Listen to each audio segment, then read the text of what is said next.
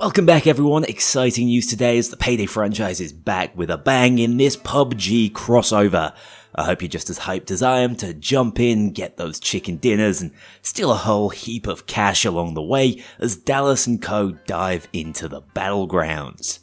We continue to deliver when it comes to Payday 3. What a load of bollocks. Sorry advertisers, but how the hell are they going to spin this? Your core title and supposed strategic pillar of the organisation in Payday 3 is languishing. After just 1 year, you've already gone to a skeleton crew working on that game and are wondering why no one is buying into it.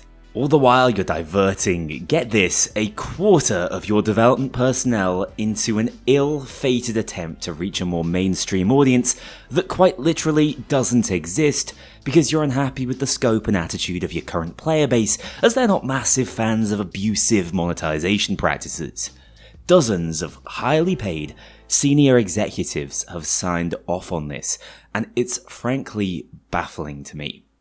Let's take a step back for a proper look at the press release though, because once again, I don't want anything to be misconstrued, which is what they tried to say happened when we openly read their financial report last time.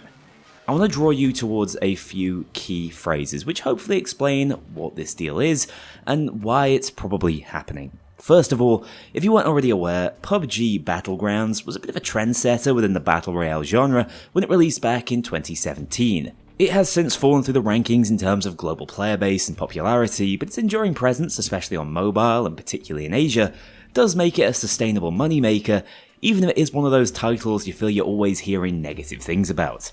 At least the bad press is something Payday has in common with it, because that's really where the good fit of this deal ends. The press release states that a work-for-hire agreement is in place with Krafton, the devs of the core PUBG game, which essentially means that Starbreeze is currently loaning out a portion of their developer workforce to produce an expansion for PUBG that relates to the Payday universe. I'm assuming it's some sort of heist or cops versus robbers mode, not just a cosmetic crossover, else why the hell would they need a quarter of Starbreeze's development organisation staffed to it? This is planned to be the case for 1 year, although I imagine the time frame is the loosest part of this contract. Now, there are roughly 190 people officially employed at Starbreeze at the moment, but that includes non-developmental divisions. If I were guessing based on the standard organisational structure I'm familiar with, I'd say about 120 people are registered as devs, so a quarter of that is around 30 people being loaned out for this project. Bold with Payday 3 in the state it currently is in. A bit of napkin maths tells me that more than half of the studio is surely staffed to Baxter right now, so that means I'm guessing 20 would be a fair estimate for the number of people still stuck on Payday 3 trying to keep its head above water. An utterly mental operational plan, if you ask me. Anyway, the truly telling sentence of the announcement is this one, discussing the access this will give the Payday IP to a broader audience through PUBG, one of the most popular games globally. You can argue just how accurate that statement is, but regardless, it's incredibly revealing as to why Starbreeze is so keen to enter into this agreement. They believe Payday 3 is simply lacking an audience. It's not that the game itself is insufficient, it's that not enough people are aware of it. With major brand crossovers, they're planning to land in new markets and get more eyes on their IP in the hope that transfers into interest and funding towards their core titles, which as we know are currently unprofitable and therefore unsustainable for a company of that size. There's a logic there, but I think it's all a product of wishful thinking. We've seen it over the years. If you build it, they will come. If you make a good game, people will play it. That's the way the internet and social media functions these days. Gems are discovered on the basis of their quality, not because they're shoved in your face. Balatro is up for Game of the Year because it's a bloody good game. If the indiest of all indie games can succeed, I mean, it's one man's first ever product intended as a tech demo to prove competence for future roles, Payday 3 would have succeeded if it was a good game ran competently. But it isn't that, and it never has been. So it doesn't matter if people learn about Payday 3 for the first time via PUBG and want to experience more, because they are going to be funneled towards Payday 3, which isn't a good enough game to retain players as it currently stands. It could be, Foundationally, with enough support, it could be a phenomenal game.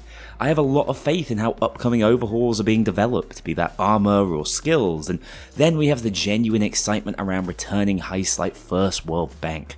But because this is all drip-fed at such a languid pace, as a direct result of this utterly nonsensical prioritization that has Payday 3 at the bottom of the pile, it's going to be too late to convert any players. You'd be better off sending them towards Payday 2, but that title isn't making a lot of money anymore since development was sunset. What Starbreeze don't seem to understand, so I'm going to spell it out here as plainly as possible, is that Payday 3 is not what you think it is. It is not good enough to stand on its own, and without significant investment, it never will be.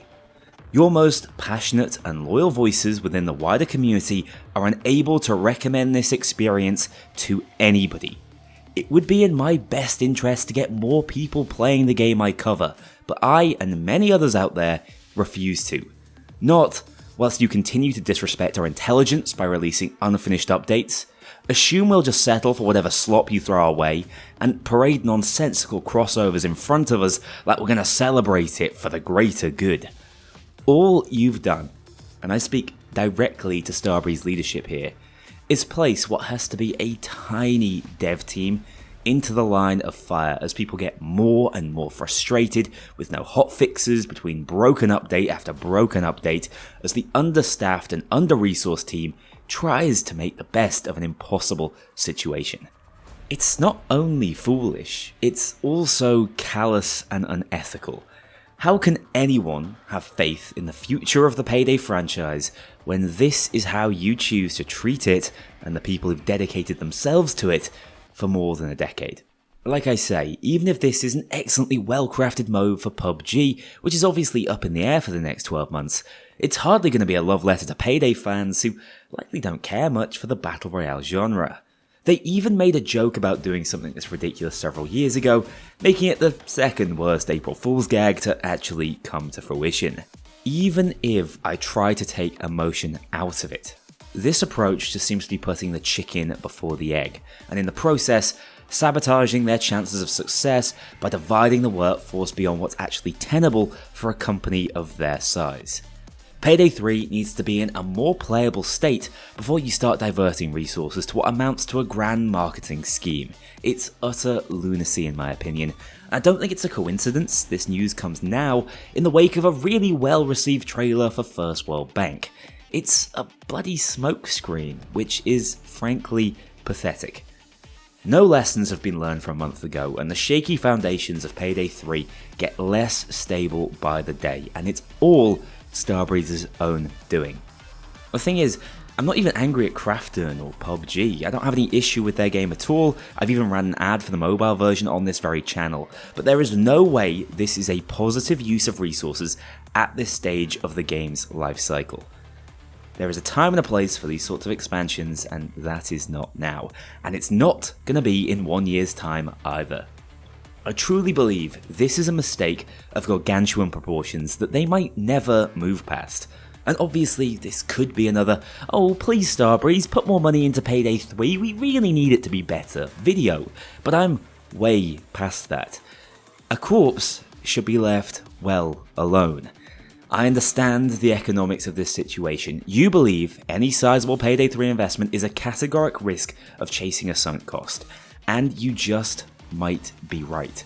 We have to accept that fact, but what you're doing instead is parading its broken body around for all to see whilst chasing just as risky ventures down a one-way street. It's unhealthy, unsustainable, and frankly an insult. As custodians of this franchise, right now, you've got your foot to its throat like never before.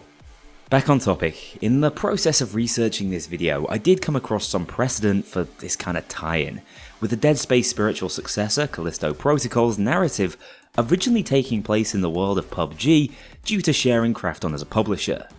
That obviously didn't go anywhere, but is just a sign of the sort of cross-franchise machine they want to turn the game into if they can get their claws into other lucrative series. I know Payday devs will be working on whatever mode, expansion or content they've announced here, but you do have to worry what damage they're going to end up doing to the IP. It's just another reason for me to deride this sort of decision. Anyway, I'm not going to be able to change anything here. If it's at the press release stage, I think we can assume this is very much a done deal and already months into development. I just think it's important to set expectations as soon as possible. Maybe it's all some great ploy to finally turn people into Baxter fans as the great Starbreeze defender, as opposed to the hostile PUBG abomination. Who knows, but it's crazy that I'm at a stage now where I'd rather employees were being shuffled off to the D&D mines rather than sent to Coventry to work on the most Hail Mary project I can possibly envisage. Anyway, this wasn't the exciting video I was referring to the other day, but I just need to get it off my chest. Apologies, I'm still expecting a packed December, including a marathon Payday in memoriam stream taking place tomorrow, so stay tuned for that. Thanks for watching, take care, and I'll see you all very soon.